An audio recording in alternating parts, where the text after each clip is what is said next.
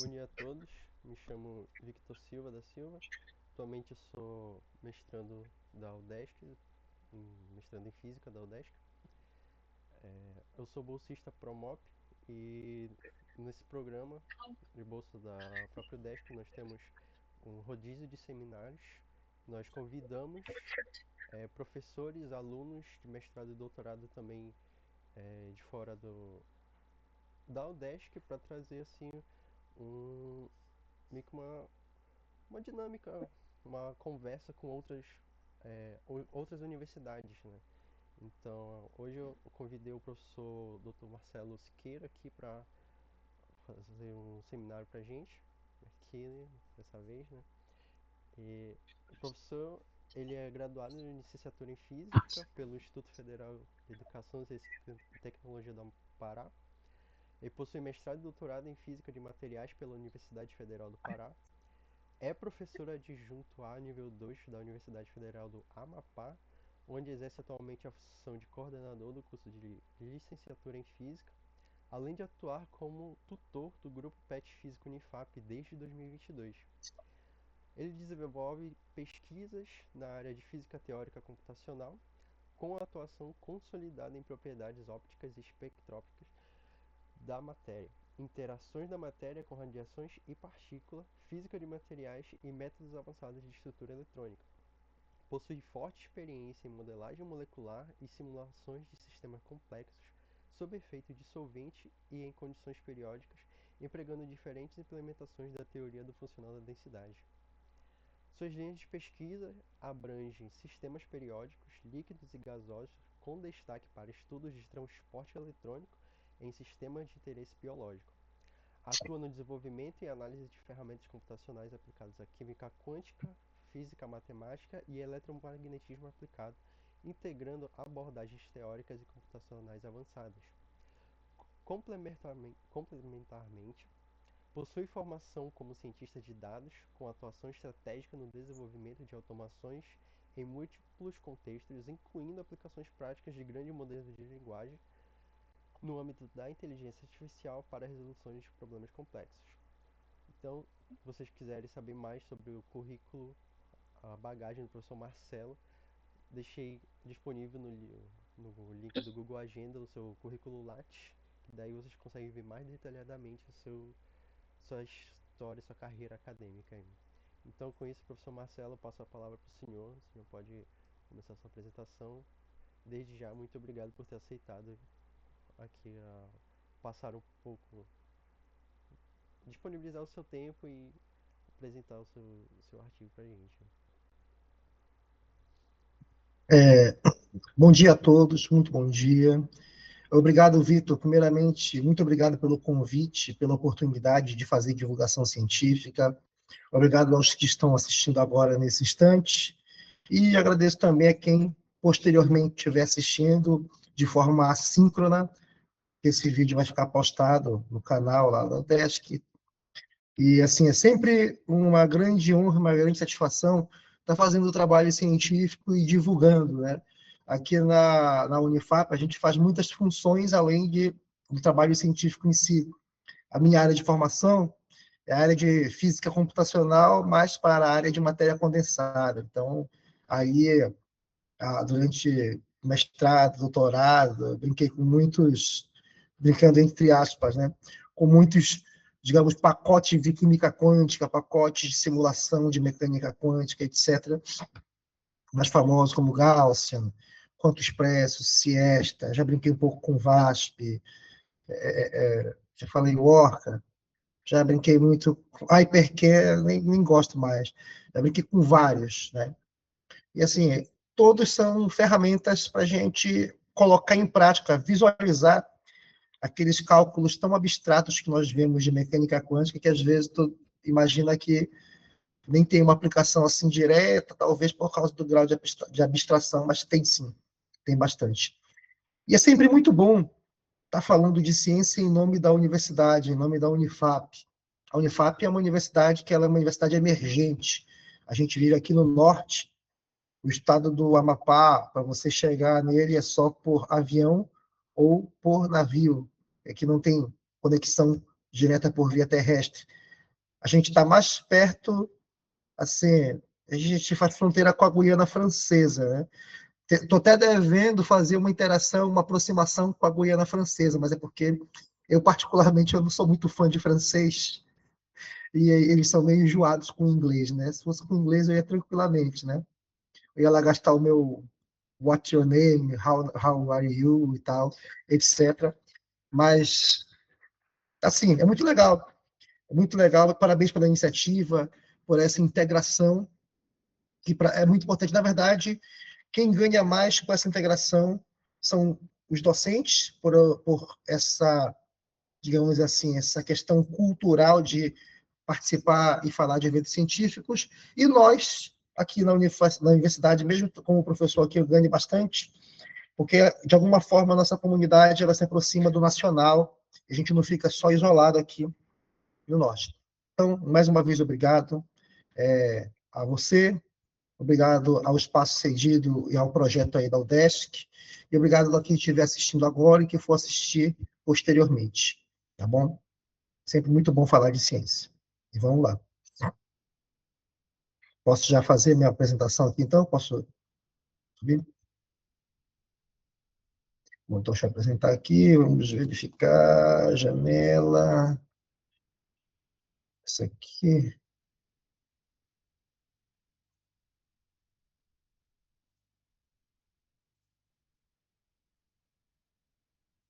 vamos ver se funcionou direitinho, acho que essa aqui é o tela cheia. Ótimo. Então, posso voltar aqui rapidinho, peraí, tá, perfeito. Estão vendo minha tela direitinho aí, primeira tela, né? Estão vendo passar os slides, tudo certo? Tá, então vamos começar. Mais uma vez, obrigado e vamos lá. Bom,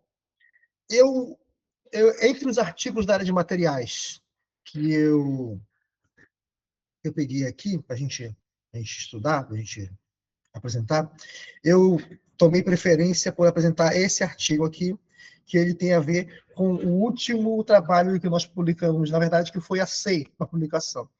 E eu escolhi ele justamente para fazer a divulgação científica dele, e porque é o que está mais fresquinho, o que está mais recente na minha cabeça. Né? De tantas coisas que a gente faz, esse é o que está mais recente, que eu trabalhei diretamente com o processamento dos dados dele.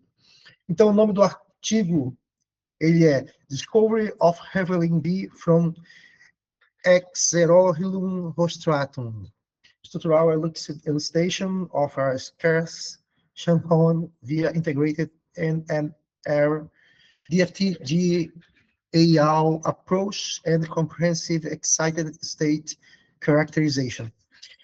Basicamente, em uma linguagem mais simples, a gente descobriu um isômero de uma molécula chamada ravenelina, que é um isômero posicional, chamamos de ravenelina B, e documentamos isso na literatura. Usamos algumas técnicas como espectrometria de massa e ressonância magnética nuclear. E aí, para completar os dados, completar a análise, fechar um pouco a questão da estrutura, a gente utilizou algumas técnicas mais um pouquinho avançadas, mas estão se tornando standard na área de simulação computacional para a gente fechar a geometria molecular. Então, os autores são esses que estão listados aqui. A Patrícia Marinho, que é a primeira autora, esse é um dos artigos associados à tese de doutorado dela. Tem outros autores como a Neide Santos, Carlos Araújo, eu, tem um outro Siqueira aqui, o José, o Berison, Mayra, o Campos, Rodrigo Gester e o André Marinho, que é orientador, que é professor lá da UFPA. Eu fui um dos caras que trabalhou na parte da ciência de dados, mas temos muitos outros cientistas também aí no meio. E artigos na área de materiais é muito comum a gente ter muita gente trabalhando, porque um vai fazer a espectrometria de massa, o outro vai fazer o NMR, aí um faz uma parte da simulação computacional, outro faz a outra parte, e por aí vai. Então, sem muitas delongas, esse aqui é o artigo que nós tivemos aceito, já mandamos as correções, eu acho que semana que vem vai estar disponível o link online, publicamos nessa revista chamada Journal of Molecular Modeling. É uma revista razoavelmente boa para publicação na área de simulação de materiais, e a gente tem bastante trabalho assim nesse sentido, porque, na verdade, o nosso foco mesmo é, através dessa análise, a gente fazer uma descrição dos descritores globais de reatividade, mas nesse caso foi a surpresa, porque a gente realmente encontrou um isômero que ainda não havia sido reportado na literatura. Um pouco sobre mim, estou apresentando aqui em nome dos nossos colegas, dos outros autores. Eu sou o professor Marcelo Siqueira, Marcelo Ricardo Siqueira, tenho graduação pelo Instituto Federal do Pará, terminei em 2011, logo em seguida comecei no mestrado na UFPA, na área de materiais, e o doutorado também foi lá na área de materiais, onde eu terminei em 2017. Entrei aqui nesta universidade no mesmo ano. Hoje estou como coordenador do curso de Física, tutor do grupo PET Física, e recentemente fui agraciado como bolsista de produtividade pelo acordo FAPEAP-CNPq. FAPEAP é a Fundação do Estado do Amapá para fomento de pesquisas, etc. E também tenho uma formação complementar, há 2 anos estou nessa brincadeira aqui, nesse desafio, brincadeira porque é muito divertido para mim também, eu gosto bastante de trabalhar na área de ciência de dados e inteligência artificial, principalmente na parte de automações e afins. Bom, então vamos lá. Meu roteiro, pretendo fazer uma pequena introdução, falando sobre fungos endofíticos, xantonas e compostos bioativos. Pretendo falar do desafio que é isolar esse tipo de material para os experimentais, ainda mais que são produtos amazônicos, né? A gente isolou isso aqui, não foi à toa, foi através do estudo das propriedades de produtos amazônicos, que são super importantes. É muito importante sabermos explorar os nossos próprios recursos naturais, do que a gente entregar na mão de estrangeiros, etc. Não que a gente não possa fazer, mas é bom que a gente tenha parte desse procedimento como sendo os verdadeiros, digamos assim, donos ou ocupantes do nosso território. A metodologia que a gente adotou, ela pega uma abordagem experimental e computacional, elas se integram e se complementam. Nesse sentido, eu gosto muito desse trabalho aqui, porque ele é um trabalho que ele tem uma completeza bem interessante. Completeza, eu faço até analogia lá na mecânica quântica, da base completa, né, da projeção, do operador de projeção, etc. Mas, assim, completeza no sentido de que eu tenho uma componente ou tenho um subespaço de vários cálculos computacionais e tenho um subespaço de vários resultados experimentais. E quando eles se juntam, eles formam uma identidade completa que dá para expressar muita coisa em função disso. E aí, para nossa surpresa, nós tivemos a elucidação estrutural de um novo composto no sentido que é um isômero. É muito parecido com uma molécula já conhecida, mas uma pequena mudança ela é capaz de mudar drasticamente as propriedades. E aí, quais propriedades foram mais afetadas no sentido que a gente está observando? São as propriedades fotofísicas, como absorção, emissão de 2 fótons. É uma modalidade de espectroscopia de absorção de 2 fótons, que é muito interessante, muito importante. Vamos descrever ela. E a gente também fala um pouco da questão da reatividade global. Através dessas propriedades, acabamos por indicar, apontar. A gente não fecha essa parte, mas a gente aponta o perfil eletrolítico nucleofílico, e isso consegue me falar sobre a reatividade da molécula simulada antes de você fazer os testes in vitro. E aí, depois, conclusões de perspectivas, eu pretendo ser breve. Fungos endofíticos. Muito bem. O que seriam os fungos endofíticos? Eles são uma fonte de metabólitos, fonte de pequenas moléculas, fonte de pequenas estruturas moleculares que têm aplicações. Lá na área da biologia, se você lembrar do ensino médio, ou se você for da área mais próxima à biologia, você vai ver que esses fungos, essa classe de fungos filamentosos, são fontes de metabólitos secundários. Esses metabólicos secundários têm várias propriedades físicas que são interessantes, principalmente no campo da farmacologia, principalmente no campo dos compostos naturais, e tem diversas aplicações e potencial. É claro que uma simples simulação, ou uma simples medida de espectros no laboratório, não é o suficiente para indicar. Preciso de toda uma sequência de ensaios e todo um protocolo. Mas só o fato de nós encontrarmos essas propriedades, isso daí já é grande coisa, já é um achado científico muito importante, já é um avanço.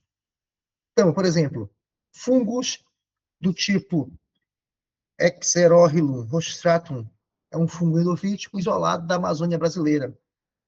Ele pode ser encontrado em substâncias como tronco de árvores, folhas. Eu não lembro agora, de cabeça, se pode ser encontrado até no humus, que é aquela terra que fica formada por causa da degradação de, de, de, de árvores, etc., do material orgânico rico. Mas tem esse fungo aí, e ele tem um potencial biológico muito importante, porque esses metabólitos, principalmente essas xantonas, que são uma classe de moléculas, que são extraídas desses sistemas, desses fungos, podem ter, comprovadamente, já comprovado, segundo as referências que nós temos aqui, comprovado algumas atividades antibacterianas, citotóxicas, antifúngicas até, e hepatoprotetora, protetora do fígado. Vocês lembram, talvez, da questão da penicilina? A penicilina, se eu não me engano, ela era um metabólito gerado por um fungo que... Olha a analogia aí. Mas, enfim, não vou lembrar agora de cabeça, mas vocês sabem que, por causa da competição natural dos micro-organismos, às vezes um micro-organismo produz metabólitos secundários que são nocivos para outros micro-organismos que competem por aqueles mesmos recursos, aquele mesmo ambiente. Beleza. Alguns exemplos de atividades documentadas, nós temos as xantonas coloradas, não é, tem a ver com chapolim colorado, pelo amor de Deus, mas xantonas coloradas, tem cloro, tá bom? Cloradas, no caso. Do Penicillium citrinum. Elas são ativas contra a espécie Vibrio para-hemolíticos. Entende? Então, temos aqui a outra, 2-hidroxi-6-formil verticxantona, eficaz contra o Staphylococcus aureus, que é outra espécie de bactéria, que é resistente à meticilina, entende? Só o fato de você estudar e documentar esse tipo de moléculas é um grande achado, porque vocês sabem que, devido à exposição, devido a todos os procedimentos, todos os processos, as bactérias podem ficar cada vez mais resistentes a antibióticos. Então, é importante a gente pensar em novos materiais que podem servir como antibióticos e furar o bloqueio evolucional das colônias de bactérias que vão ficando resistentes com o passar do tempo. A gente tem outro exemplo como a mangostina, genticeína, garconina E, tal. Tudo tem efeito antimicrobiano, anticancerígeno e neuroprotetor. Então, a gente não está num campo aleatório, fazendo cálculo e fazendo estudo do nada. Então, o que a gente tem aqui? A nossa classe de destaque nesse trabalho são as xantonas. Xantonas são uma classe de moléculas que elas têm uma ampla ocorrência na natureza e têm atividades biológicas muito importantes. Cada novo derivado dessa molécula, dessa classe de moléculas, ou cada molécula dentro dessa classe, representa um protótipo farmacêutico de grande promessa. Por quê? Se você for estudar a física atômica e molecular, for estudar as propriedades desses sistemas moleculares, pequenas mudanças estruturais, ou em radicais, ou em grupos químicos, elas já são o suficiente para alterar o potencial de superfície molecular, alterar a forma como os orbitais moleculares e as suas energias são realocadas, e isso altera todas as propriedades físico-químicas da molécula. Apesar de elas terem uma identidade em comum, se você for observar aqui a setinha do mouse, você tem esse grupo OH, hidroxila, na posição 4. Essa aqui é a molécula chamada de ravelina, e a ravelina B, à esquerda, aqui à direita, esse OH ele sai da posição 4 e vai para a posição 2, olha aqui, tá vendo? Essa pequena mudança que visualizamos através da representação bidimensional da molécula, essa pequena mudança já é capaz de alterar muita coisa, a gente vai ver aqui. Então, todos, tu vai ver que todos têm essa estrutura básica de benzeno, gama-pirona, tá bom? As duas moléculas têm uma estrutura, têm um esqueleto molecular em comum, e a única diferença é essa isomeria posicional nos grupos hidroxila. O OH sai da posição 4 e vai para a posição 2 na ravelina B, que é a molécula documentada. Isso é o suficiente para apontar que a molécula foi documentada, é um sistema novo. Qual é o problema que nós temos ao estudar esses sistemas? Se você quer estudar completamente um teórico experimental, o primeiro problema que você vai ter nesse tipo de material é que, tipicamente, a pureza da amostra é muito baixa. Então, por exemplo, no caso da ravelina B, a gente teve uma amostra com 10% de pureza apenas. Isso gera muito ruído no sinal, isso faz com que a gente não consiga perceber um monte de coisa, e aí é preciso fazer toda uma sequência complementar de estudos para fechar todas as hipóteses sobre aquele sistema molecular quando você encontra um sistema novo. Massa escassa, apenas 1 grama de ravelina B foi isolado. Porque, além de ter toda essa questão, tem a questão da ocorrência da molécula, ela não acontece com uma frequência tão grande quanto a ravelina normal, e a amostra isolada que nós obtivemos foi suficiente para ter apenas 1 grama. Então, isso tudo torna muito difícil o estudo. Em outro trabalho recente que nós fizemos, até em processamento, a gente teve o mesmo problema, porque a gente vai encontrar, às vezes, moléculas novas com potencial de aplicação promissor em cima de materiais amazônicos, mas mesmo assim temos o problema da baixa quantidade de massa, baixa quantidade de amostra. E aí, com essa baixa quantidade, às vezes, não consegue fechar um diagnóstico, um resultado, um dado experimental, com certeza. Nesse caso, a gente precisa de simulação computacional massiva ou outras técnicas de abordagem para complementar o que a gente vai afirmar. Como é que a gente fez? Estudamos o que a gente tinha de material experimental, fizemos os espectros de ressonância magnética nuclear, mas aí a gente fez com uma baixa relação sinal-ruído, e aí os sinais ficaram sobrepostos. Quer dizer, o sinal mesmo da amostra e o ruído, se você pegar a intensidade do sinal, a intensidade do ruído, faz a divisão entre um e outro, que dá muito pequena, quer dizer que eles estão muito próximos.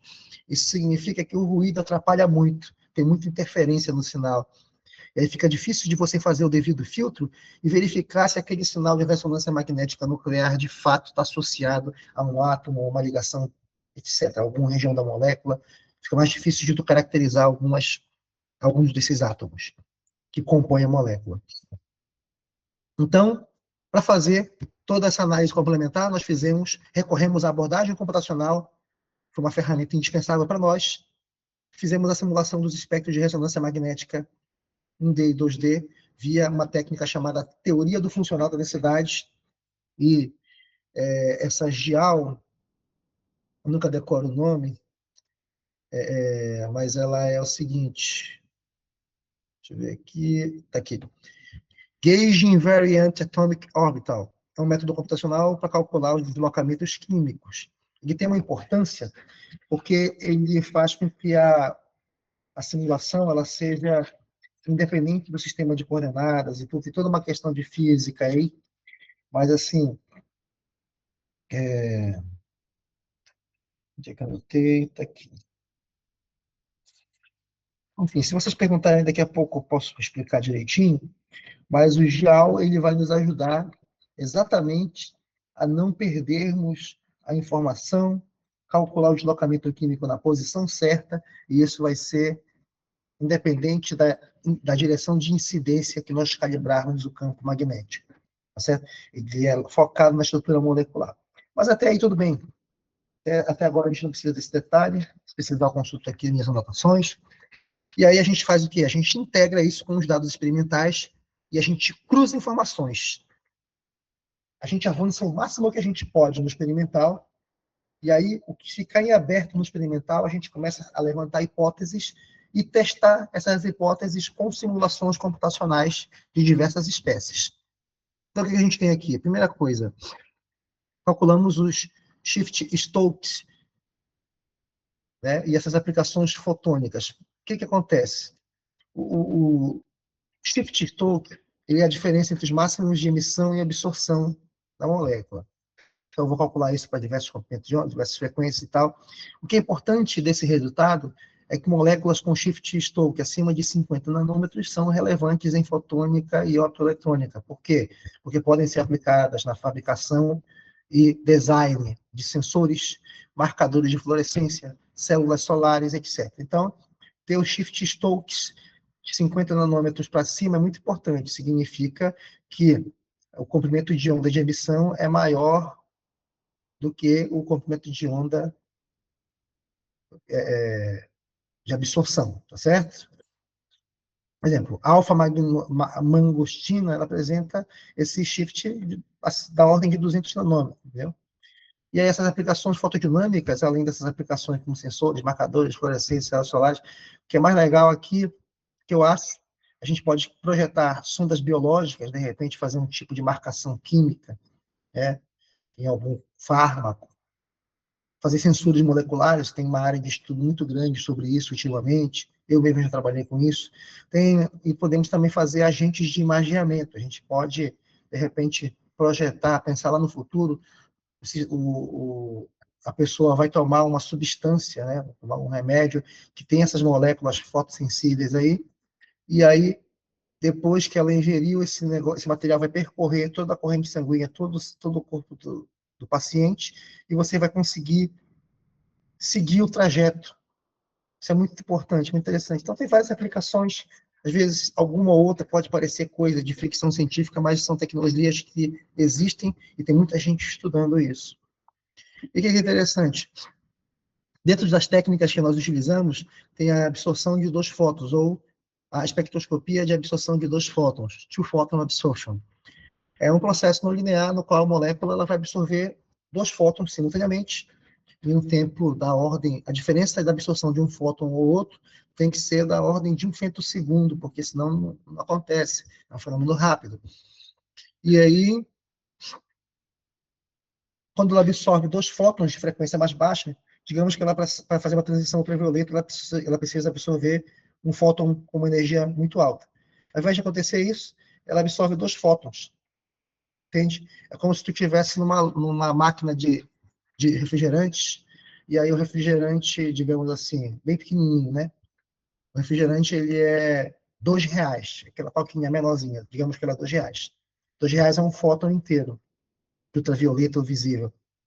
Mas essa máquina ela é caprichosa e ela pede que você, ao invés de colocar uma nota de R$ 2, tu vai colocar duas moedas de R$ 1.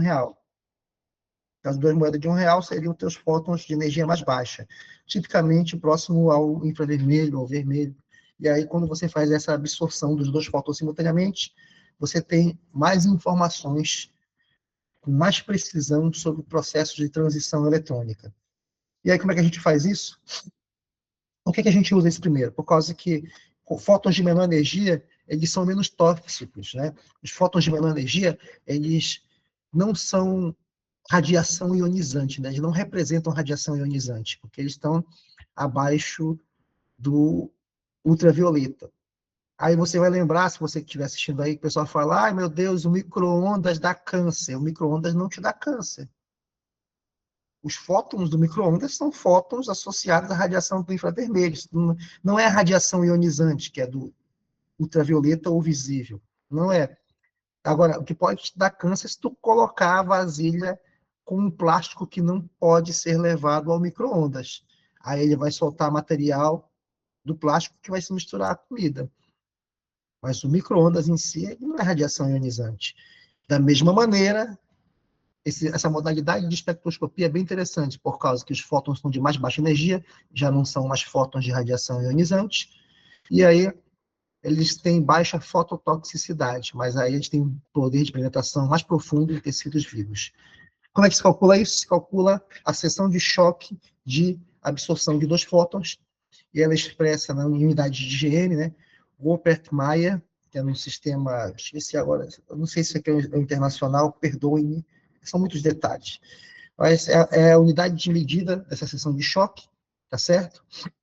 Está em centímetro, e segundo, acho que é CGS, deve ser CGS esse sistema aí. Mas o que é interessante é o seguinte, dentro desse sistema de unidades, valores entre 50 GM e 1000 GM são considerados interessantes para um monte de aplicações práticas, como o pessoal pode pensar em dispositivos ópticos, de armazenamento óptico 3D. O cara pode pensar em sistemas para trabalhar fotônica e dispositivos de NLO não linear optics, ótica não linear, tá bom? Pode pensar em imageamento biológico, eu falei ainda agora, você tomar uma substância que tem esses sistemas moleculares, e aí, dentro do seu corpo, aquilo ali não é tóxico para te machucar, mas pode servir como um marcador para você fazer exames clínicos. Terapia fotodinâmica, que também tem a ver com isso. Então, através de marcadores, por exemplo, você poderia pensar, não quero inventar coisa que não existe, pelo amor de Deus, mas você pode pensar em uma maneira, por exemplo, de localizar tecidos cancerosos e marcar a posição deles para tentar combatê-los. Enfim, são coisas que eu já vi estudando esse tipo de assunto por aí. Então, todo estudo tem que ter uma justificativa. A gente não fica fazendo cálculo aleatório do nada. E por que, em que a gente baseia, a gente justifica esse estudo? Com base em quê? Primeiro, esses isômeros posicionais de andonas, eles exibem as propriedades fotofísicas distintas. Quer dizer, a ravenelina, ela já era conhecida, mas a ravenelina B é uma molécula nova. Toda vez que tem uma molécula nova, é interessante você fazer todo o estudo, não é, fazer o catálogo, né, dela, fazer os dados para catalogar ela e tudo. E estudar as propriedades, porque às vezes a molécula muda, como vocês vão ver aqui, mudou uma posiçãozinha pequena, uma fraçãozinha, apenas uma ligação química, tu alteraste todas as propriedades. Então, isso é muito, muito importante. Relocação orto versus para de hidroxilas altera a sobreposição homo-lumo e caráter CT-LE. Essa relação orto-para é a relação que eu mostrei para vocês, que a hidroxila sai da posição 4 para a posição 2. Isso altera a sobreposição homo-lumo. Homo-lumo, homo é uma sigla em inglês para o mais alto orbital molecular ocupado. Se você não sabe o que é orbital molecular vai ser a região do espaço com maior probabilidade de você encontrar elétrons, dado um valor de energia. Então, para cada valor de energia, o elétron prefere ser encontrado em certa região do espaço. E aí ela mudou a energia, essa região do espaço, além de mudar de formato, ela vai mudar de posição. Então, a depender da energia, o elétron prefere ficar num lugar ou no outro. A depender da energia, o elétron prefere se acomodar de um jeito ou de outro. Tá certo? E aí, o orbital LUMO é o último orbital molecular ocupado.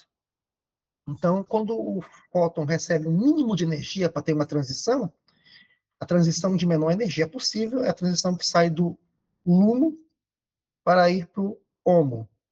E aí, quando ele vai para o HOMO, essa diferença de energias corresponde à absorção ou emissão mínima de fóton, corresponde à transição do fóton de menor energia. A molécula, para sair de um nível ou de um orbital para o outro, ela tem que absorver ou emitir energia. Homo-lumo é a transição de menor energia. E aí, quando você faz essa relação orto-para, você altera a posição do hidroxila, essa transição homo-lumo, ela muda de caráter. Como assim? Primeiro, a transferência de carga, esse CT é Charge Transfer, transferência de carga, a posição, a probabilidade, a nuvem de probabilidade, o orbital, ao invés de ser uma coisa mais espalhada em torno da molécula, mais deslocalizada ou delocalizada, ele passa a ter um caráter local. Então, ele vai ter um LE, que é uma Local Excitation. Se você for estudar mecânica quântica básica em nível de graduação, se for resolver o poço quadrado infinito, que é o modelo mais básico que você tem, calcula a diferença de energia entre dois níveis adjacentes, tu vai ver que ela é proporcional ao inverso do quadrado do tamanho do poço, assim, da largura do poço, né? Tá. Então, se você faz isso aqui ficar cada vez maior, mais deslocalizado, você torna os níveis de energia mais adjacentes. Né? Porque vai ficar, o ΔE vai ficar menor. São inversamente proporcionais. Agora, ou pelo menos ao quadrado, né? Agora, se você torna esse L cada vez menor, o ΔE ele aumenta, tá certo? Então, Nesse modelo do poço quadrado infinito, quanto menor as distâncias a serem percorridas pelos elétrons, maior a variação de energia e vice-versa. Aqui é um pouco diferente, porque nós temos uma molécula que ela não é um modelo simples como um poço quadrado infinito. Mas vocês conseguem vislumbrar que isso é responsável por toda uma mudança na dinâmica das transições de energia. E isso pode ter muita aplicação importante.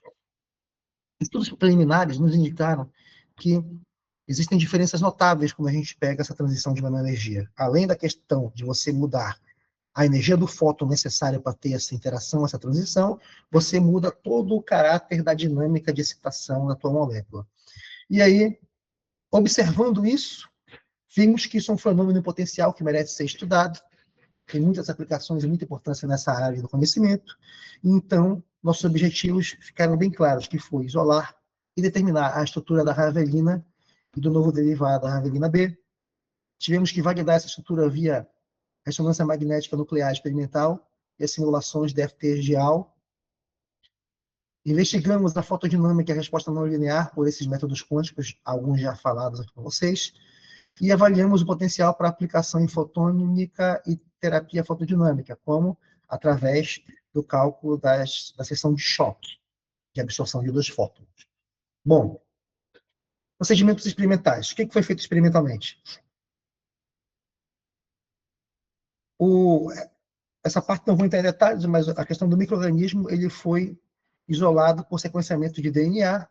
Nossos colaboradores lá fizeram essa parte, e tudo, que fizeram a parte da cultura e isolamento. 25 frascos LMAIA, com 900 gramas de arroz, mais 75 ml de H2O, 25 dias cultivados a 25 graus, extração com acetato de etila, cromatografia em coluna de sílica, gel, rendimento, ravelina, conseguiram 15 gramas, a ravelina B apenas 1 grama, para você ver como a ravelina B é mais rara. Mas é muito importante. Talvez, né, assim, não quero ficar inventando coisas da minha cabeça aqui, mas existem possibilidades, né, ou são possibilidades que devemos considerar em nosso front. Às vezes, pode ser que a molécula que pode curar um câncer esteja desconhecida dentro de um peixe da Amazônia, dentro de uma fruta, dentro de alguma planta, e a gente não conhece.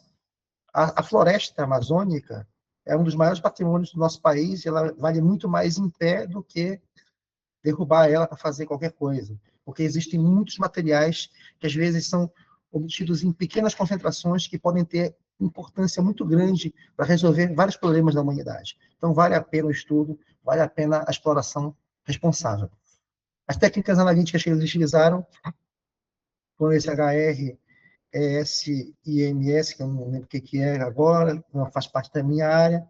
Usaram o RMN, Branca AS400, o nível de referência foi esse CDCL3, eu esqueci agora o que é o deslocamento químico. E os deslocamentos químicos em ppm e as constantes de acoplamento em hertz. Isso aqui é a parte experimental, não se preocupem agora. Você que for experimental, você pode entender melhor, que trabalha com essa área. Não é a minha área é fazer a simulação computacional e os dados. Isso aí eu posso discutir melhor com vocês. Mas assim, metodologia computacional, agora a minha parte. A teoria do funcional da densidade, que foi necessário para a gente utilizar, que é a DFT, Density Functional Theory, ela é um framework de física computacional, física teórica, química quântica, que é uma área também em comum com a gente, muito utilizada na área de física de materiais, que é utilizado para a gente dar um jeito de resolver a equação de Schrödinger para uma molécula, só que uma molécula, basicamente, ela envolve múltiplos corpos, né? Uma molécula composta de múltiplos átomos e cada átomo desse é composto de múltiplos elétrons. A gente não tem como resolver essas equações de forma analítica, só numericamente. Mesmo resolvendo numericamente, existe o problema que é a correlação eletrônica. Se um elétron interage com todos os outros, as coordenadas deles são acopladas, então tu não vai resolver isso de forma exata. A teoria do funcional da densidade é uma proposta que diz que todos os parâmetros que precisamos calcular vão ser escritos em função da densidade eletrônica, e a densidade eletrônica, por sua vez, é calculada com várias aproximações que garantem chegar ao máximo possível dentro dos parâmetros adotados, o resultado que minimiza a energia do sistema.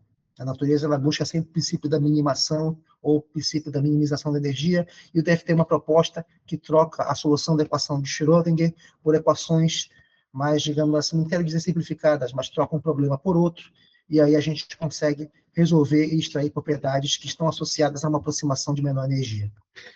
Para a gente fazer um cálculo DFT, precisamos definir como é que um elétron interage com todos os outros. E aí a gente tem a questão de como vai ser tratada a correlação, a interação de troca, né? Que existe uma questão energética associada à permutação de coordenadas de elétrons, tem a ver com exclusão de Pauli, né? Como os elétrons são férreos, tá? Se eles permutarem coordenadas, a função de onda deve ser antissimétrica. Isso vai te levar a uma interação aí, que é a interação de troca. E a gente vai ter também a correlação, que é uma correção que a gente tem que colocar por, na primeira aproximação, não considerar que um elétron interage com todos os outros. A gente resolve e depois insere essa correção via método perturbativo ou então algum outro método. Além do tratamento de como o elétron interage na nuvem, a gente precisa de uma função de base. A base vai ser onde a gente vai expandir as funções de onda, e aí a gente expande em funções gaussianas, por exemplo, etc. A gente faz uma expansão em funções primárias, uma base de funções, que são essa aqui, base de Pople, que é 6 menos 311 mais GDP, que são funções que elas vão dar conta seguinte. Eu vou dizer que, digamos assim, eu não lembro se é gaussiana agora, me perdoe se errar, mas acho que são gaussianas, que é o seguinte. Os elétrons da camada mais externa vão ser descritos com 6 gaussianas, por isso esse 6. A camada mais externa vão ser descritas com 3 funções. Os elétrons da camada mais externa serão descritos com uma função de 3 gaussianas e 2 com uma gaussiana. Esse mais quer dizer que átomos de hidrogênio e todos os outros, eles vão poder ser um pouco mais gaussianas com alcance maior. E esse DP quer dizer que elas, sob demanda, digamos assim, sob a ação de um campo externo ou agente externo, elas podem se deformar. Orbitais S pode chegar a ser deformado de alguma maneira por orbital P, e orbital P por D. Essa aqui é uma notação, não interessa a explicação específica dela agora, mas a gente pode discutir depois se for necessário, mas existem muitas décadas de estudo sobre essa abordagem e nos mostram que essa aqui é um tipo de base de funções que é muito útil e dá muito certo para descrever esse tipo de propriedade para moléculas em suas simulações. Só que aí, além de você calcular a molécula, ela está estática no espaço, a gente calcula tudo em cima de uma configuração média, a gente não pode calcular só uma molécula sozinha no espaço. Esse aí é o estado gasoso, ou o estado de vácuo, né? Ela está no vácuo, não. A gente dá um jeito de calcular essa molécula como se ela estivesse submersa num solvente. E existe uma técnica matemática para fazer isso no computador, que é o método do Integral Equation Formalism, do Polarizable Continuum Model, né? O modelo polarizável contínuo pela integral do formalismo de equação de integral. E acontece? Basicamente, a gente vai descrever o solvente como um meio contínuo, com uma permissividade elétrica constante, e aí a gente escolheu que as permissividades elétricas que a gente ia comparar seriam o vácuo, que a permissividade elétrica relativa é 1, e o CdCl3 e a água. Tá bom? E aí, quando a gente fez todos os cálculos de otimização, para encontrar a geometria média molecular, que corresponde ao mínimo de energia, verificamos que as frequências de vibração de cada ligação química ou grupos de ligação química não haviam frequências imaginárias. Significa, do ponto de vista matemático, que todo mundo ali está num mínimo local de energia. Isso é importante para atingir a estrutura de equilíbrio.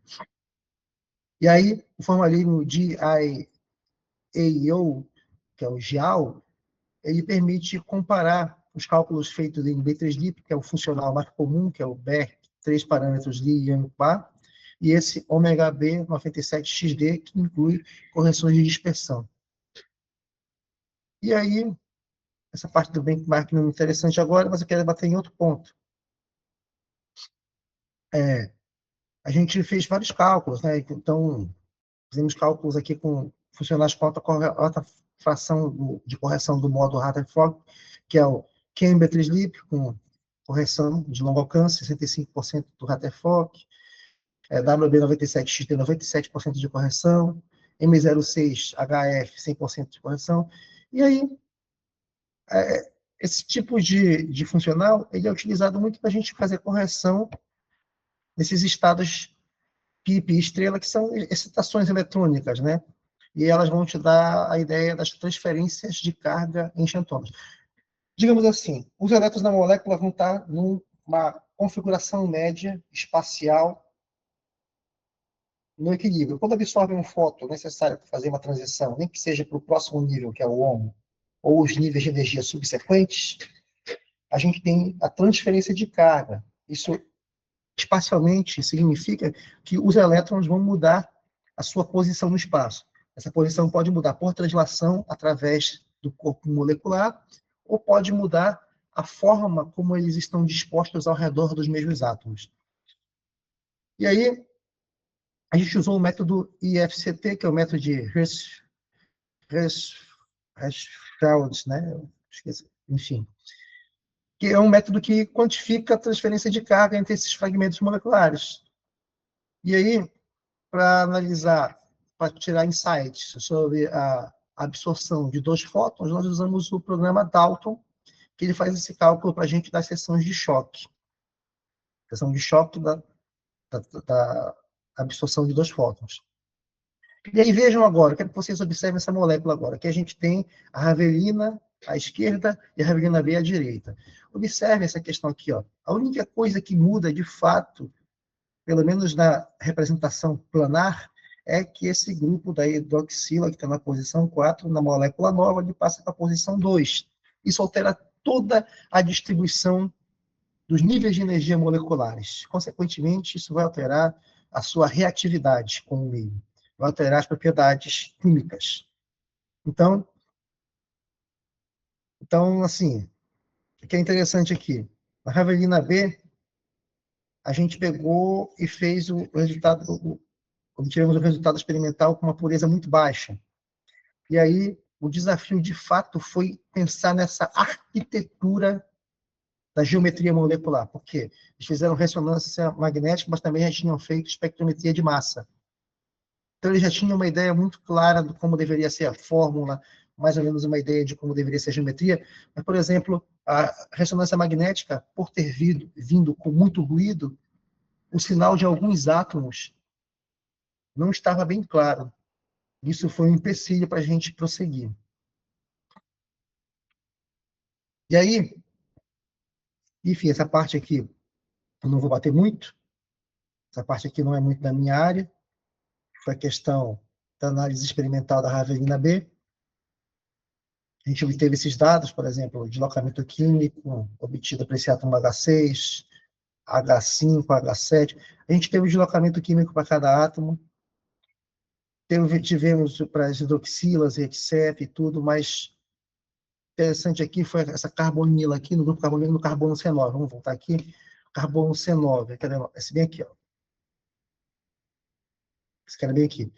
Se o sinal dele está muito fraco ou está sobreposto pelo ruído, quem analisar esse espectro vai desconfiar se essa estrutura aqui existe, se essa ligação química dupla com O de fato existe aqui. Porque o sinal estava muito contaminado por ruído. Então, a gente fez um procedimento chamado de apodização. Infelizmente, esse gráfico não foi na versão final do artigo, mas está indo na versão do material suplementar. Ficou um gráfico belíssimo que eu fiz. A gente pegou o sinal bruto que veio do espectrômetro NMR, e aí a gente teve que fazer toda uma análise da estrutura de dados de saída do NMR. Aí depois de eu reproduzir os resultados, a gente pensou num gráfico que mostrasse que, de fato, o sinal NMR para esse carbono C9 existia. E aí a gente conseguiu, né? A gente conseguiu, graças a esse processo de apodização, que é basicamente, vou dar um jeito de suprimir gradualmente o ruído em cima do meu sinal NMR. quando a gente suprimiu até um certo patamar, a gente viu que realmente o pico correspondente ao sinal do carbono 9 era realmente o carbono 9 e não um ruído da máquina ou da amostra, etc. Bom, e aí a gente fez toda uma técnica de confirmação da posição da hidroxila, fizemos essa análise, fizemos a quantização, fizemos simulações computacionais, e aí a gente viu que os dados eram consistentes, eles eram consistentes com essa estrutura bem aqui. Depois de fazer todas essas análises, comparar as modalidades de espectroscopia experimental e as de espectroscopia teórica, fazendo vários tipos de cálculo, com vários detalhes que eu não botei todos aqui, a gente realmente confirmou a estrutura molecular. E aí, como é que a gente fez a validação computacional? Bom, a gente não pode só fazer a simulação e dizer que vai ser aquilo ali de fato. É preciso confrontar os dados. Se você colocar dado contaminado na entrada, o computador vai te dar dado contaminado ou tendencioso na saída. Isso não tem jeito. Então, o que a gente fez?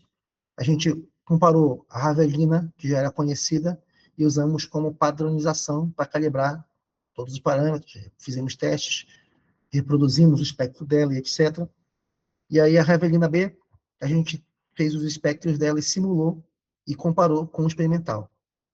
E aí, se você olhar os gráficos, assim, apesar de ter ligeiras diferenças, é claro que a gente tem o ruído, esse aqui é normal, a gente tem aqui um sinal experimental, mas os picos mesmo aqui, ó, a gente tem a assinatura dos picos batendo direitinho com o experimental, pelo menos na média.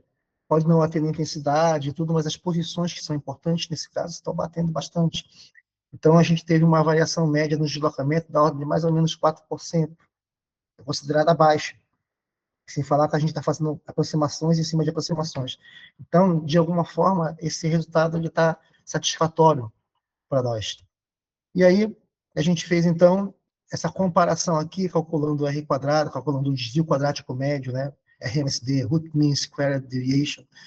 E aí, esse fotográfico que eu fiz também, que a gente fez toda a comparação com os dados de saída, e que é interessante, por exemplo, que a gente pega esse sinal aqui para a Ravelina, compara os dados para o átomo de hidrogênio, que você vai ver aqui na figura A, aí pega para a Ravelina e compara a nossa técnica para o carbono 13, que são os mais importantes. Então, a gente vê aqui, por exemplo, ó, que a comparação entre dados experimentais e dados teóricos dá quase um fit muito próximo da curva ideal.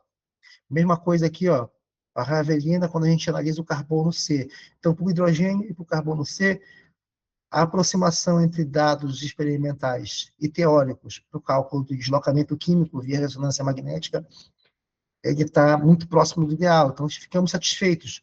Para um, o RMSD, ele deu 0,21 e para o outro deu 3,26.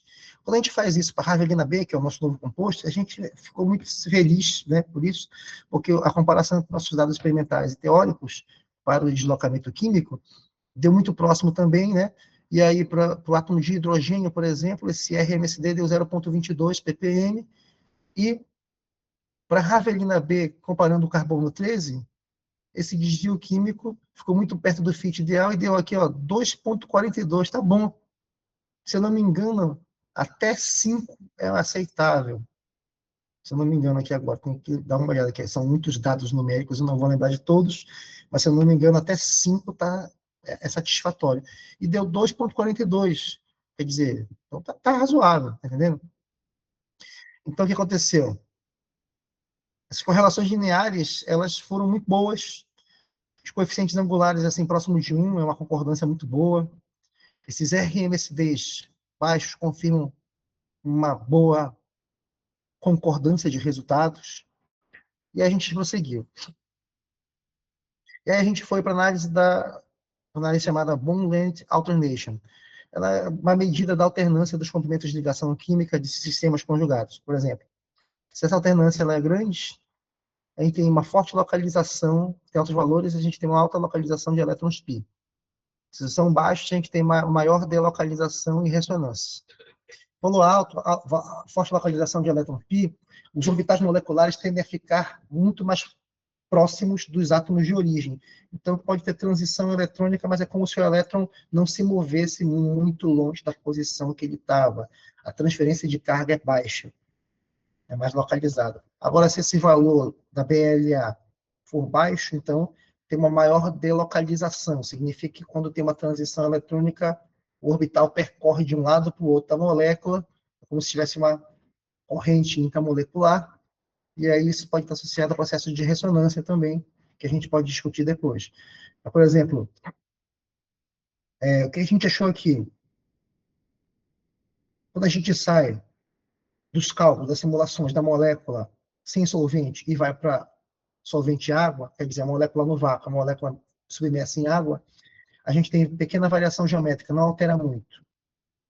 Então, esse sistema é composto de vários anéis de carbono que estão unidos, fundidos.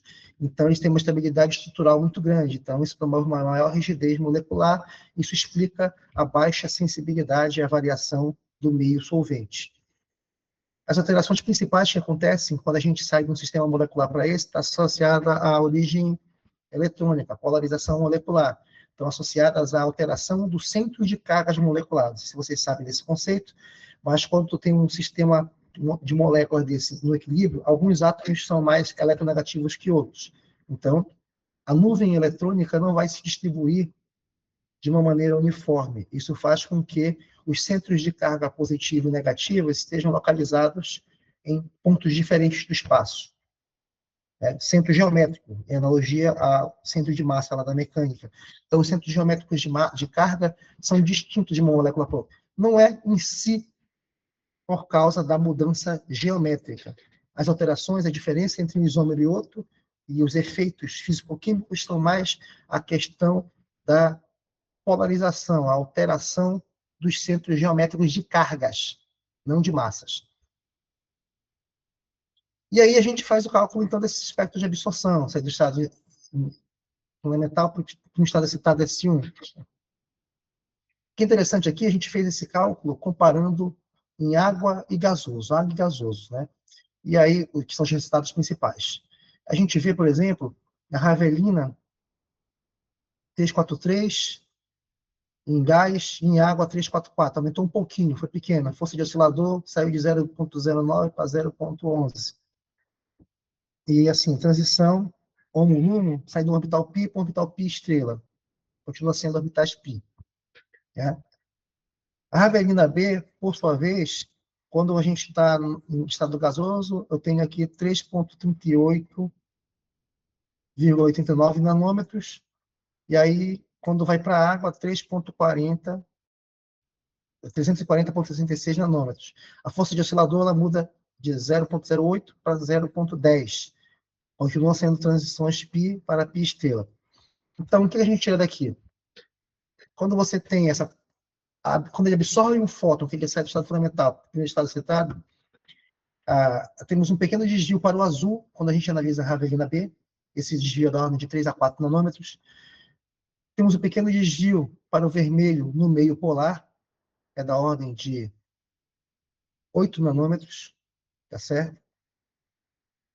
As forças de oscilador são moderadas, como a gente pode ver aqui, vai de 0,08 para 0,019, que é o máximo que a gente viu lá na frente, tudo, outros resultados. E esses resultados são consistentes com espectros de antonas aromáticas relatados. Então, são resultados que, quando a gente pega os resultados da ravelina B e compara com outras antonas, inclusive com a própria ravelina, está tudo dentro da mesma ordem de grandeza que já foi documentado na literatura. E aí a gente tem os orbitais moleculares de fronteira, que são nossos principais objetos de estudo para esse caso da ótica não linear. A gente vai pegar aqui, desse lado eu tenho a ravelina, esse aqui é o orbital HOMO, o LUMO, é o mais alto orbital molecular, o mais baixo orbital molecular desocupado, e o HOMO é o mais alto orbital molecular ocupado. Esse aqui seria o estado equivalente, em analogia lá aos sistemas condutores. Essa aqui é a banda de valência, que seria a banda de condução. Não é porque a gente tem molécula, não é banda de energia. Mas assim, espacialmente, veja que, digamos que o vermelho é carga negativa, azul, verde é carga positiva. Então, a gente tem a distribuição da probabilidade de encontrar elétrons, dizendo o seguinte, olha, aqui onde está vermelhinho, onde tem a probabilidade maior de encontrar elétrons, e onde está aqui verdinha, a posição onde é mais, eles podem estar, mas é mais difícil encontrá-los. Quando ele absorve um fóton, que ele sai dessa configuração espacial para essa, então altera as regiões onde os elétrons podem estar encontrados, podem ser encontrados, está entendendo? Então isso daqui, quando eu saio da configuração geométrica da Ravelina para a Ravelina B, eu tenho uma pequena alteração aqui na distribuição desses orbitais. Veja, a principal mudança que eu vejo espacialmente é como eu tenho a distribuição da densidade eletrônica, ou no caso, da distribuição do orbital LUMO para a Ravelina B. A principal mudança, vocês veem aqui que a Ravelina B, quando você fala do orbital LUMO, não tem muita diferença assim visível, aparente. Até tem algumas, mas nem tanto. Mas a principal mudança mesmo, de fato, que acontece é no orbital HOMO, espacialmente. Então, eles foram calculados com esse nível de teoria, ômega B97XD, com esse nível, com essa base aí, esse é o nível de cálculo. Isso aqui foi calculado em fase gasosa, não fizemos esse cálculo aqui em fase em solvente, porque a mudança seria muito pequena, dentro do que a gente precisa. E aí o que a gente viu é o seguinte, a transição módulo 1 de simetria π para π estrela, são orbitais π de toda maneira, e eu tenho uma maior sobreposição do 1 na Ravelina B. Porque aqui, ó, aqui eu tenho uma mudança significativa de um para o outro, mas aqui, ó, é como se esse orbital, assim, em termos de posição de elétrons, átomos que participam do orbital, esse daqui se sobrepõe mais na Ravelina B do que na Ravelina normal, tá bom? Então, isso é consistente com um caráter que a gente chama de locally excited, que é o LE, ou excitação local. É uma excitação que ela não promove aquela transferência robusta de carga que sai de um lado da molécula para outro, não sai de um bairro para o outro. Tu não vai caminhar do Congoz para, sei lá para o açaí, loteamento açaí, fazendo uma analogia com bairros, né? Se você fosse a nuvem eletrônica, você fosse elétrons, uma excitação delocalizada, ou uma excitação não tão localizada, não tão localizada assim, é como você sair do Congoz, que é um bairro aqui da zona sul do Macapá, e tu vai lá para o açaí, que é da zona norte. Então você atravessa a molécula, não. Quando a gente vai para a molécula chamada Ravelina B, tu tem uma transição, uma excitação local. Então, tu vai ficar na Zona Sul, tu vai sair do Congoz e vai aqui para o Buritizawa, pertinho um do outro, é mais próximo. Espero que essa analogia tenha ficado mais clara, tá bom? E aí, então, que interessante, analisamos também o espectro de emissão e deslocamento Stokes, tá? E aí, a Ravelina B, quando a gente analisa esses resultados de maneira mais objetiva, a gente observou que na fase gasosa ela tem um deslocamento Stokes da ordem de 370 nanômetros. E isso é excepcional, isso chama a atenção em termos de ótica não linear. Acima de 50 já é interessante, isso aqui tem 370, pelo menos dentro das nossas simulações, dentro do nível de cálculo que fizemos, dentro da nossa abordagem metodológica. Em água, esse deslocamento se reduziu de maneira considerável devido ao efeito de solvatação, né? Mas, assim, em todos os casos, esse deslocamento químico ficou acima de 50 nanômetros. E isso aqui, em termos de aplicações práticas, é adequado para sondas fluorescentes, de acordo com trabalhos que nós temos aqui na referência, que já documentaram esse tipo de estudo, também análogo ao nosso. O que é interessante desse caráter de excitação local é analisarmos o principal fragmento molecular que gera essa diferença, porque todo o resto é igual. Se todo o resto da molécula é igual, vamos isolar só aquele grupo químico que faz a diferença. E aí pegamos esse fragmento 1, e aí analisamos o fragmento 1 para a Ravelina e a Ravelina B. E aí a gente viu o seguinte, a Ravelina, ela apresenta, pelo menos no fragmento que é responsável pela diferença entre elas, a Ravelina ela apresenta um caráter misto na relação transferência de carga, excitação local. Agora, a Ravelina B ela é predominantemente uma excitação local. 61% da configuração durante a transição se mantém. Então, ela é muito fortemente excitada. Isso altera a transição energética, altera as propriedades físico-químicas que estão associadas à transição entre os orbitais homo-lumo, que são os orbitais de fronteira. A Ravelina B ela tem maior superposição entre homo e lumo. Se a superposição é maior, a mudança é pequena, então gasta menos energia. Tu acha que tu vai gastar mais energia como? Indo do Congoz para o Buritizal, que é na zona sul, na mesma zona da cidade, ou tu ir andando do Congoz até o loteamento Açaí, que é lá na zona norte. Né? Então, o que a gente tem? Esse caráter de excitação local está associado à proximidade desses grupos doador-aceitador. Doador é da onde o elétron ou a nuvem eletrônica vai sair, para o grupo aceitador é onde ela vai parar depois da transição eletrônica. E aqui a gente tem, quando a gente calcula a seção de choque de absorção de 2 fótons, a gente obtém esses valores para Ravelina e analisa os estados S1 e S4, que são principais estados de transição associados a essas propriedades físico-químicas, e a gente analisa no meio água, a gente vê que a Ravelina B ela vai ter essa seção de choque de absorção de 2 fótons, enquanto a Ravelina no estado S1 tem 13,69, a Ravelina B no estado S4 ela apresenta 351 GM. Então a Ravelina B apresenta um valor excepcionalmente alto em água. E aí a gente compara isso com outros cromóforos orgânicos, o tiosemicarbazonas, enfim, da ordem que é um cromóforo conhecido, 36 a 51 GM. Azocompostos, 383 GM, né, que são compostos muito bons, têm valores muito altos de TPA. Então a gente vê que tem um alto valor associado à distribuição de carga nesse estado S4, que é a principal propriedade que a gente encontrou em termos de ótica na Ravelina B, e isso indicador, não vamos fechar, bater a régua, bater o martelo, é um indicador de potencial para aplicações em imageamento e terapia fotodinâmica. E aí, quando a gente vê tudo isso, toda essa mudança, a gente pensa, obviamente, que essa proximidade entre ônus e lumo vai afetar as propriedades físico-químicas. Então, pensamos nos descritores de reatividade global. O primeiro dele que a gente calcula é o potencial químico, que vai ser o valor médio entre as energias do orbital lumo e o HOMO. Soma a energia dos dois, divide por 2. O potencial químico ele te dá informação sobre estabilidade termodinâmica, e a gente calcula a dureza, que é esse eta, que vai ser a diferença entre eles dividido por 2. O eta vai te dar a reatividade química. E aí tivemos esses cálculos todos, que calculamos as energias no lumo em eletronvolts para Ravelina em gás e em água. Calculamos para Ravelina B em gás e em água também, essas energias. A gente consegue ver nessa tabela rapidamente que para ambos os casos, essa energia do orbital HOMO, ela aumenta em água. A orbital HOMO aumentou também em água, nem que seja levemente. A Ravelina B é mais rígida, essa variação é menor.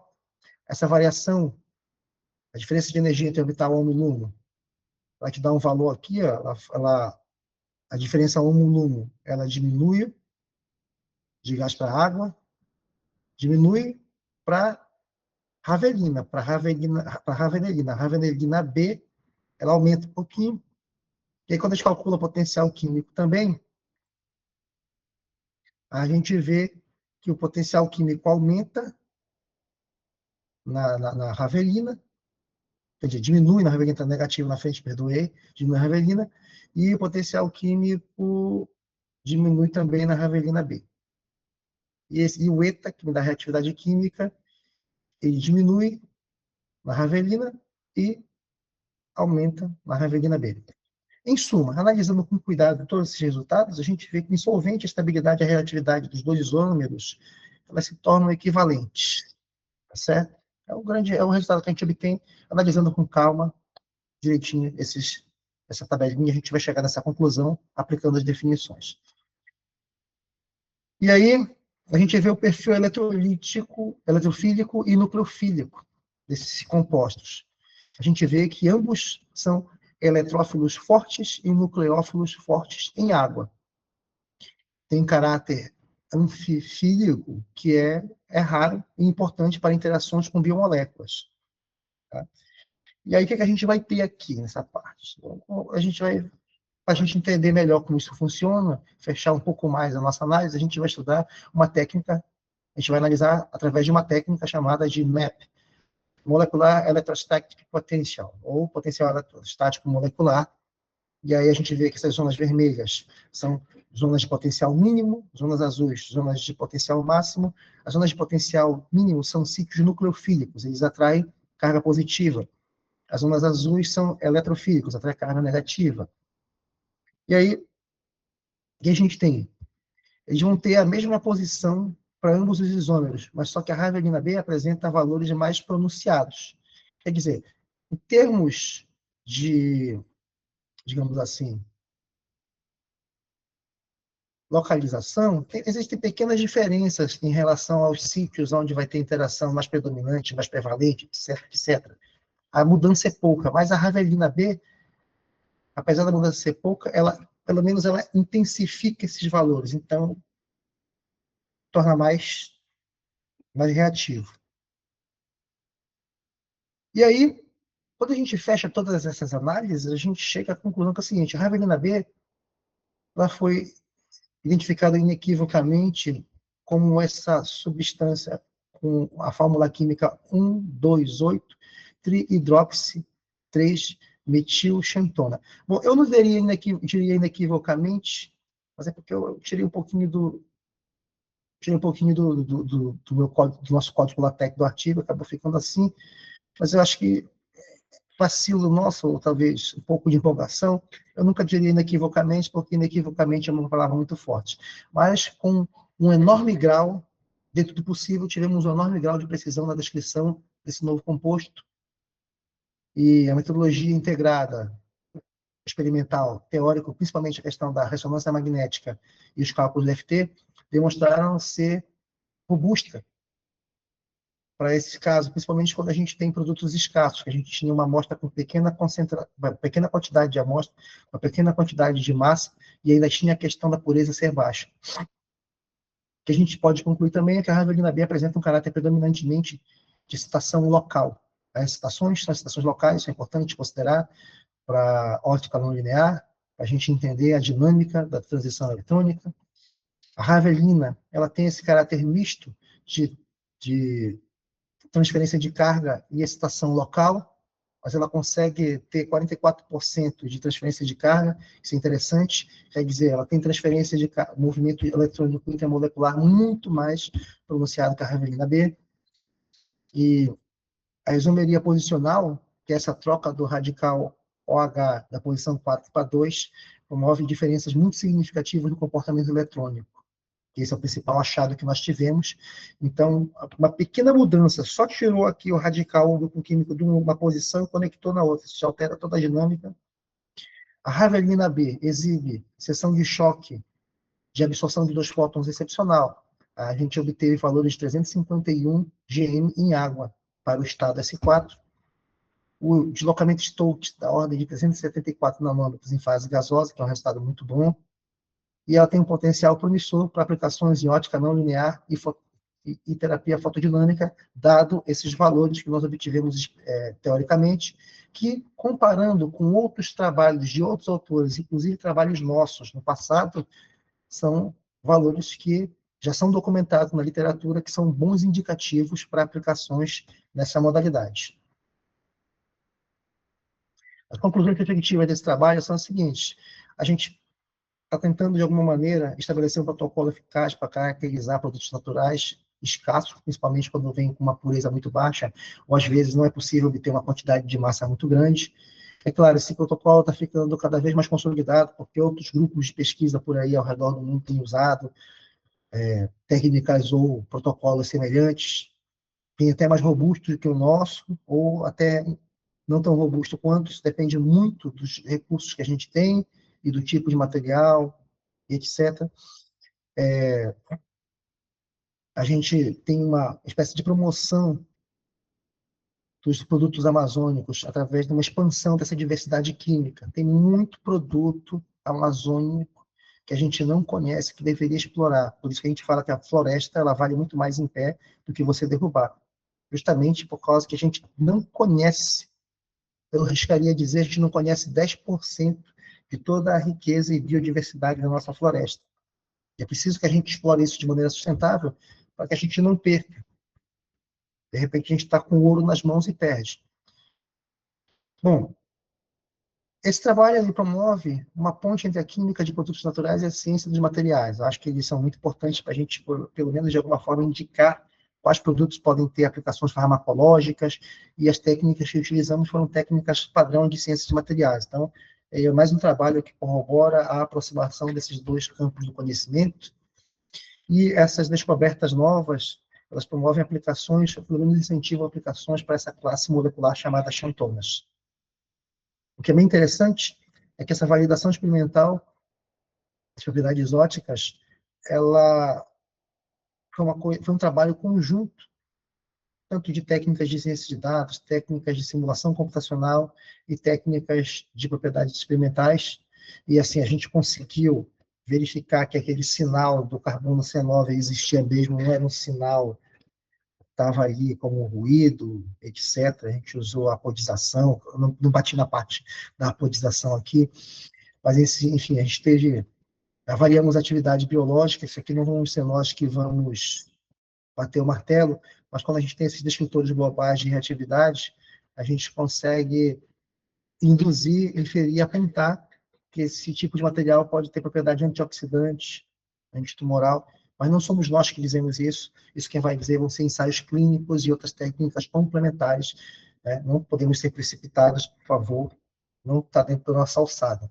Dentro da nossa alçada é medir essas propriedades físico-químicas no máximo, e a partir daí tem muitos outros testes para serem feitos.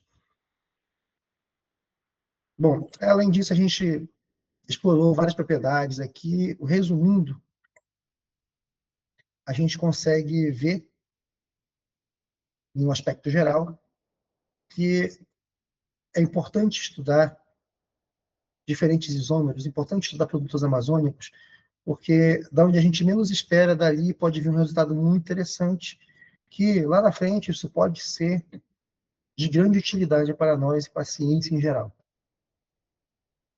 Agradeço aqui às nossas agências de financiamento, as principais, notadamente, a CAPES, CNPq, FAPESP, FAPEAP.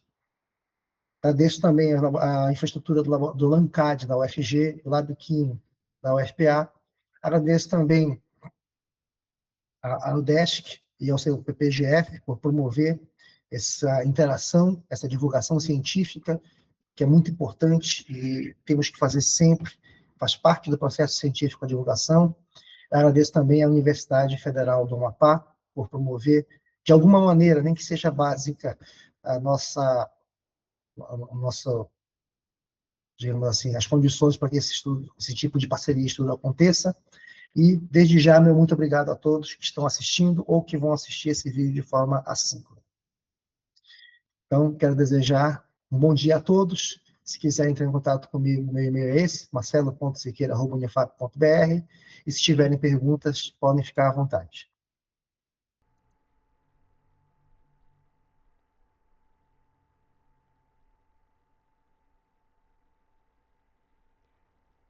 Bom, professor, primeiro de tudo, muito obrigado mais uma vez. Foi uma apresentação muito interessante desse artigo de vocês. Parabéns também pela publicação, vai sair daqui a pouco.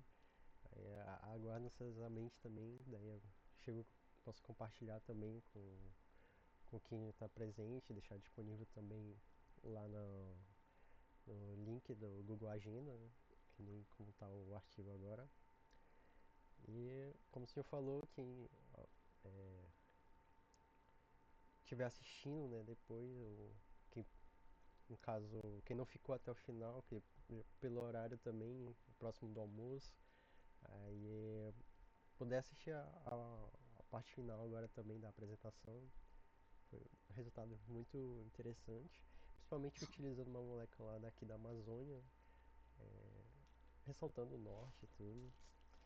E é isso. Quem tiver alguma dúvida, quiser deixar no chat, eu abri o microfone. E, se não, se não houver, podemos dar por encerrada a apresentação daqui a pouco.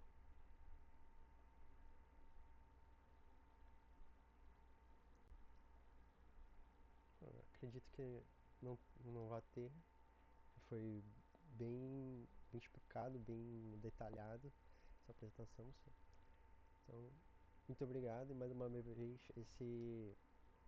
essa apresentação foi gravada e vai ser disponibilizada no canal da UDESC mais tarde.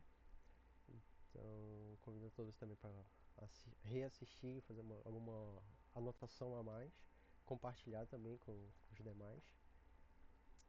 É isso. Deve dar por encerrado aqui. Muito obrigado, professor Marcelo. Volte sempre. É isso. Muito bom. Obrigado, Vitor. Muito obrigado. E bom dia a todos.